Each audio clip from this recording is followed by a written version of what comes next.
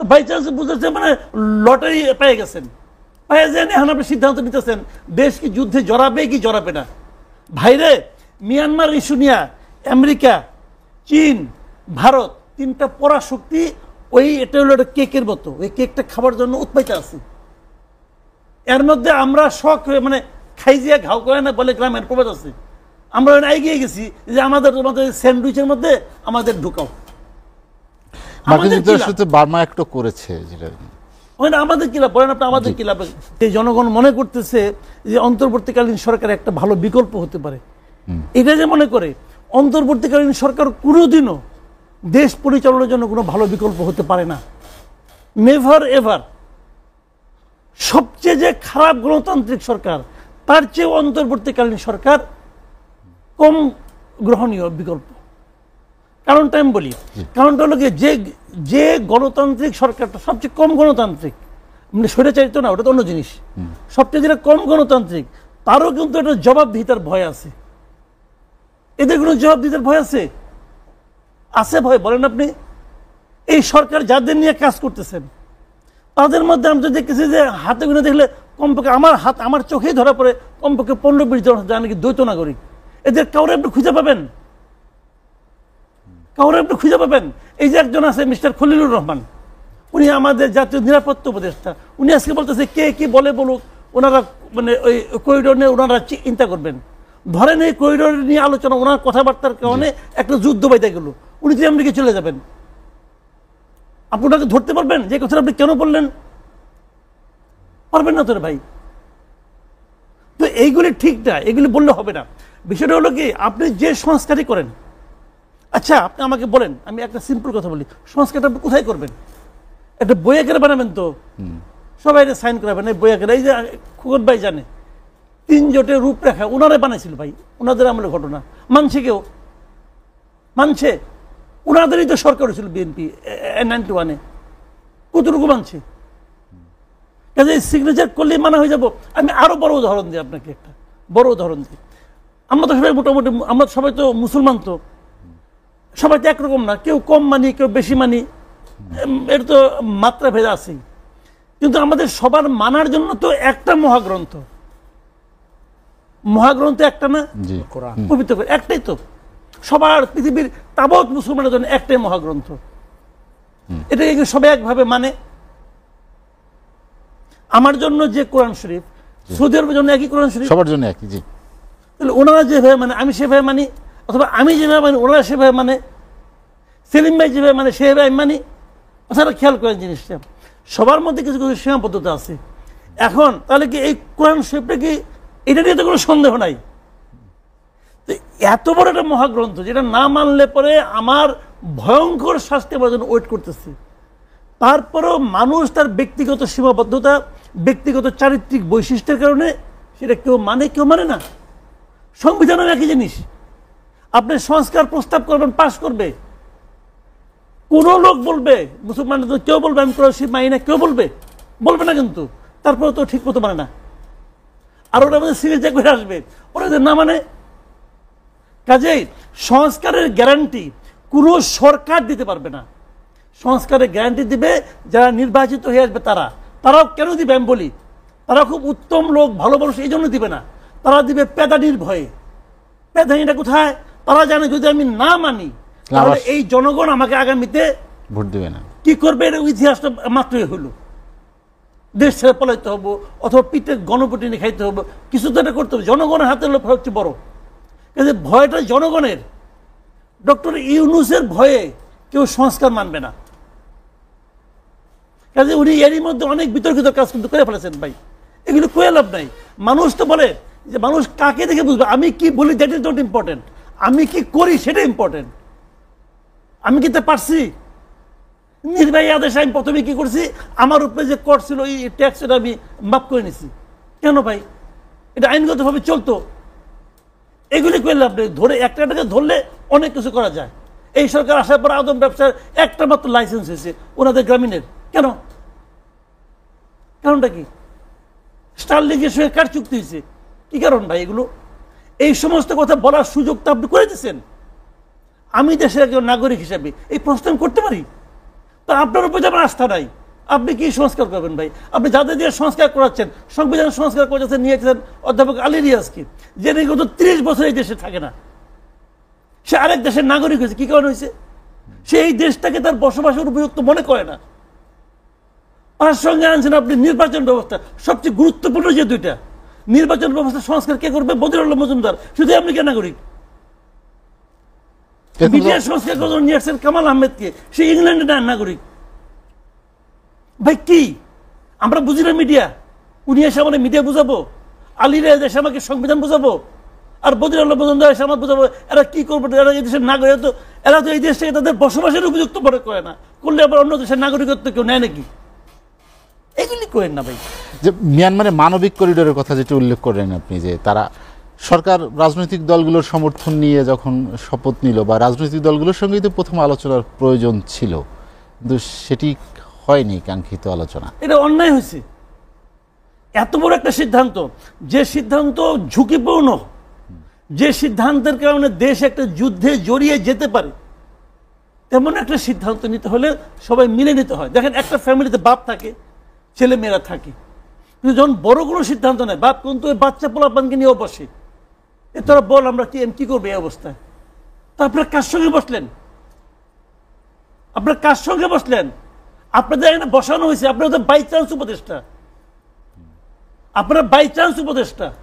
মনে করেছে যে এই ভদ্রমহিলা এখন কিছু একটা করবেন, যা করলে পরে আমি যে গণতন্ত্র চাই সেই গণতন্ত্র আমি পাবো, আমি যে দুঃশাসনের মধ্যে এতদিন ছিলাম সেখান থেকে আমি বেরিয়ে আসতে পারবো। এখন এরকম কিন্তু আমাদের দেশে আরো অনেক ঘটনা ঘটছে।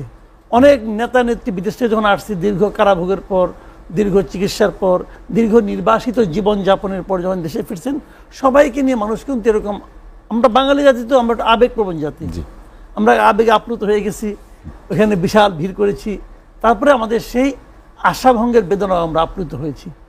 তো এবার কি হয় সেটা দেখার অপেক্ষায় আমরা আছি, দেখা যাক সামনে কি হয়। আর মির্জা ফখরুল ইসলাম আলমগীর যে কথাটা বলেছেন সেটার ব্যাপারে আমিও আশাবাদী, কারণ আমি ওনাকে যতটুকু দেখেছি, হুইল চেয়ার থেকে নামলেন, নামার পর উনি যখন গাড়িতে উঠলেন, উনি কিন্তু আমার ধারণা যতটুকু ওনাকে খুব বেশি একটা হেল্প করতে হয় নাই, উনি একাই হেঁটে উঠতে পেরেছেন। তার মানে উনি ফিজিক্যালি স্টেবল, এবং মানুষের বিভিন্ন আচার আচরণে, বিভিন্ন কথাবার্তা, হাত তোলা, উনি যে হাত নেড়েছেন, আমার কাছে মনে হয়েছে উনি মেন্টালিও স্টেবল।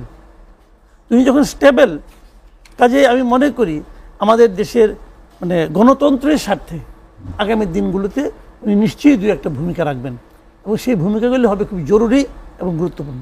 মাসুদ ভাই, আরেকটি বিষয় সেটি হচ্ছে যে এজেডএম জাহিদ হোসেন একটি কথা বলেছেন যে প্রয়োজনে সংকটে আবারও রাজপথে নামতে পারেন খালেদা জিয়া। এটা একই কথা হলো, উনি তো আর রাজপথে, ধরেন আমি ওনাকে রাজপথে দেখেছি যখন আমি ইউনিভার্সিটিতে পড়ি, ইউনিভার্সিটিতে পড়াকালীন এই বেগম খালেদা জিয়া এরশাদ বিরোধী আন্দোলনে রাজপথে ছিলেন, একদম আক্ষরিক অর্থেই রাজপথে ছিলেন। আমি ওনাকে রাজপথে মানে পীর ঢালা রাজপথের উপর ওনাকে বসে থাকতে দেখছি। আমি তখন আমরাও ছাত্র আন্দোলন করতাম, এরশাদ বিরোধী আন্দোলনে ছিলাম, আমরাও দেখতাম ওনাকে, আমরা ওনাকে রাজপথে দেখেছি। কিন্তু আর ওই রাজপথ আর এখন রাজপথ একরকম হবে না, এখন তো ওনার বয়স হয়েছে, তখন এই মানে প্রচণ্ড রোদের মধ্যে উনি বসে থাকতেন নেতাকর্মীদের নিয়ে। তো এখন তো ওনার অন্য একটা ফরম্যাট হবে, ওনার একটা কথাই কিন্তু এখন অনেক কিছু। যেমন ধরেন বিএনপির সঙ্গে এই অন্তর্বর্তীকালীন সরকারের প্রধান বিরোধটা কি? প্রধান বিরোধ হলো নির্বাচন। বিএনপি বলতেছে ডিসেম্বরের মধ্যে নির্বাচন চায়, তারা বলতেছে ডিসেম্বর থেকে জুনের মধ্যে নির্বাচন দেব। তো একটা গ্যাপ তো আছে। যেমন আমাকে যদি জিজ্ঞাসা করে, আমি আওয়ামী লীগ বিএনপি কোনটাই করি না, আমিও চাই যে নির্বাচন যত তাড়াতাড়ি হয়। যদি আমি তো মনে করি নির্বাচন অক্টোবরে দেওয়া সম্ভব, ডিসেম্বর মধ্যে যাওয়া লাগবে কেন, এটা আমি মনে করি। কারণ আমার মনে করা তো দেশ চলবে না, আমি তো একটা ক্ষুদ্র পাবলিক। তো ওনারা মনে করেন কি এই যে বিরোধটা, এই বিরোধে আমি মনে করি বিএনপি পক্ষে ওনার একটা বক্তব্য অনেক বড় ভূমিকা রাখতে পারে। যে এদেশের মানুষ কি চায়, সে বলতো আমাকে চায়, জনগণ আমার সঙ্গে, জনগণ আমাকে চায়, যারা আমাকে চায় না তারাও আমাকে চায়। কারণ ইলেকশনে যারা হারছে ওটাও আমার, যে জিতছে ওটাও আমার, সবাই আমাকে চায়। প্রমাণ ছিল তার কাছে, প্রমাণ করে দেবো আপনাকে, অঙ্কের ঐকিক নিয়মের মতো প্রমাণ করে দেবো, জনগণ তাকে চায়। চায় রে ভাই, চাইছিল। 5 দিন পরে যদি চাইতো তাহলে তো তার এই অবস্থা হতো না আজকে। কাজে জনগণ কি চায় এটা ঘরে বসে বলাটা সমস্যা। যখন কেউ ঘরে বসে বলে জনগণ আমাকে চায় তখন সমস্যা। আজকে তো খালেদা জিয়ার ওখান থেকে বললাম তো যে নাকি হাইটা আসলেও 2 ঘন্টার বেশি লাগে না, তার লাগছে 3 ঘন্টা। এখন যদি আমি কই জনগণ এটাই প্রমাণ করে জনগণ ওনাকে চায়, প্রমাণ তো ভাই এটা পাবলিক তো, রাস্তার মধ্যে পাবলিক ছিল না, এদের কেউ টাকাতে নিয়ে গেছে। আপনারা তো কয়েকদিন আগে শুনলাম যে বাইতুল মোকাররমের ওখানে একটা সামনে আপনার মিটিং হয়েছে, 2000 লোক ছিল, তাও নাকি পার পার্সন 200 টাকা। কি কারণে আসছে বলতেও পারে না। এক মহিলা আসছে বলে আমি খালেদা জিয়ার জন্য আসছি, কি বলতে কি করে শুনলে তো যারা আনছে তারা তো হার্টফেল করবো। এগুলো তো হয়েছে ভাই। তো এখন কিসে কি হচ্ছে এটা ওইভাবে বলে লাভ নাই, ঘরে বসে সবাই বলতে পারে। এই বিদেশে বসে বসে এক একজন থিওরি দেয়, একজন আছে প্যারিসে, একজন আছে আমেরিকায়, অনেক থিওরি দেয় যে কি করতে হবে দেশে, আঙুল আইনেরা কয় কি করতে হবে।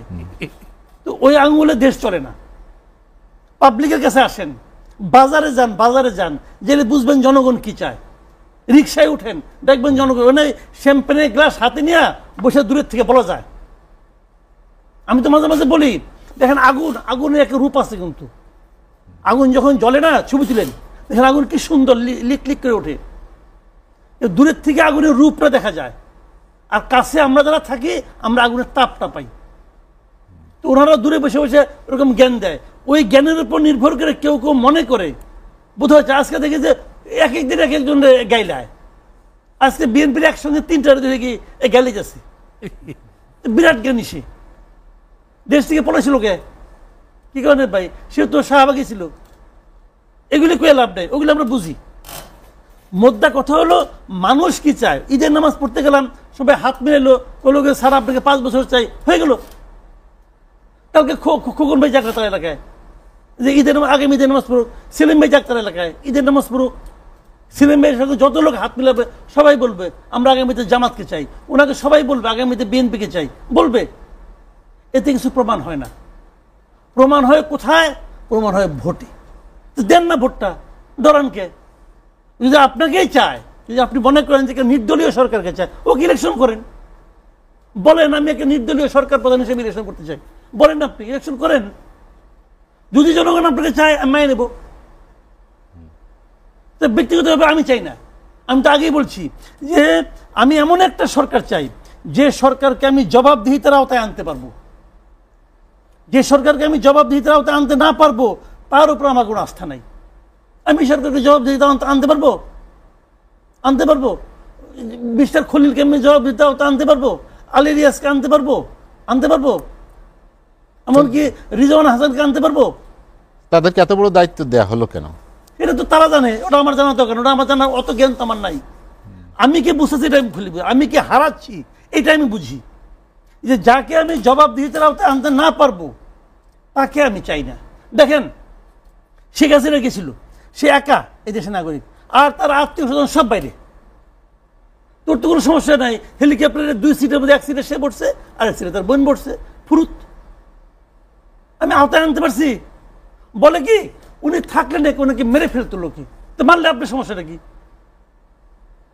এখন তো তারা মারার জন্য আপনি ডাকতেছেন, ওদের মারলে আপনার সমস্যাটা কি ছিল ভাই? এগুলো লোকে বাস্তব ভাই, পাবলিকের প্রশ্ন কিন্তু এগুলো। তো সবাই চলে যায় যার যার মতো করে। দেখুন ওনার ফ্যামিলি কেউ নাই, কিন্তু সবটি বিদেশি নাগরিকত্ব আছে, অমুক আছে তমুক আছে। তো আমি চাই না ভাই বিদেশি নাগরিক বোধ দিয়ে খেলছি, এমন এগুলো দিকে খুব ডরাই। যাদের আমি জবাবদিহিতার আওতায় আনতে পারবো না তাদের হাতে আমি কোনো দায়িত্ব দিতে রাজি না। কথা পরিষ্কার। এই গভর্নমেন্ট কোনোভাবে কারো কাছে জবাবদিহিতার মধ্যে নাই। জবাবদিহীন গভর্নমেন্ট যত দ্রুত যাবে তত আমাদের লাভ, তত আমাদের স্বস্তি। কারণ খোকন ভাই ইলেকশন করে আসবে, 2 নম্বরই করবো, আগামী বছর আসতে দেব না, বাদ। মাসুদ কামাল ভাই, আজ আলোচনা শেষ করতে চাই। আপনাকে অসংখ্য ধন্যবাদ আমার সঙ্গে আলোচনায় যোগ দেওয়ার জন্য। খায়রুল কবির খোকন, আলোচনা শেষ করব আমরা। ভোটের জন্য বিএনপির সংগ্রাম কি ডিসেম্বরেই শেষ হবে না আরো দীর্ঘতর হতে পারে? আমরা আশা করি যে এই ডিসেম্বরের মধ্যে শেষ হওয়া উচিত। এই বিষয়ে আমরা সরকারের শুভবুদ্ধির উদয় হবে, আমরা আশা করব যে তারা জনগণের এবং যে জনগণ কি সরকারের চায় কর্মকাণ্ড সেটা বলে কিনা। সেটা আমাদের চমৎকারভাবেই বললেন আমাদের মাসুদ কুমার বালি, যে বললেন যে প্রমাণ হবে কি, ভোটে প্রমাণ হবে জনগণ কাকে চায়, আর তার জবাবদিহিতা দায়বদ্ধতা কাদের আছে। তারা আগামী দিনে দেশের জনগণের মাটি মানুষের সাথে রাজনীতি করে এবং আগামী দিনে যারা রাজনৈতিক দল মানে দিন শেষে জনগণের কাছে তাদের জবাবদিহিতা করতে হবে। কারণ আমরা কিন্তু রাজনৈতিকভাবে আমরা জনগণের কাছে দায়বদ্ধ জবাবদিহিতা আছে এবং আমাদের সংগঠন আছে, সেই সংগঠনের কাছে আমাকে আগামী দিনে আমাদের ভোট চাইতে হবে। ভোটের জন্য আমাকে দিন শেষে আবার যেতে হবে 5 বছর পরে। আমি যদি জনগণের স্বার্থের পরিপন্থী কোনো কাজের সাথে সম্পৃক্ত হই, অবশ্যই আমাদেরকে আগামী দিনে দায়বদ্ধতা জবাবদিহিতার জায়গায় আসতে হবে। যারা বিদেশি নাগরিক, যারা বড় বড় কথা বলেন, তারা তো জনগণের কাছে দায়বদ্ধ জবাবদিহিতা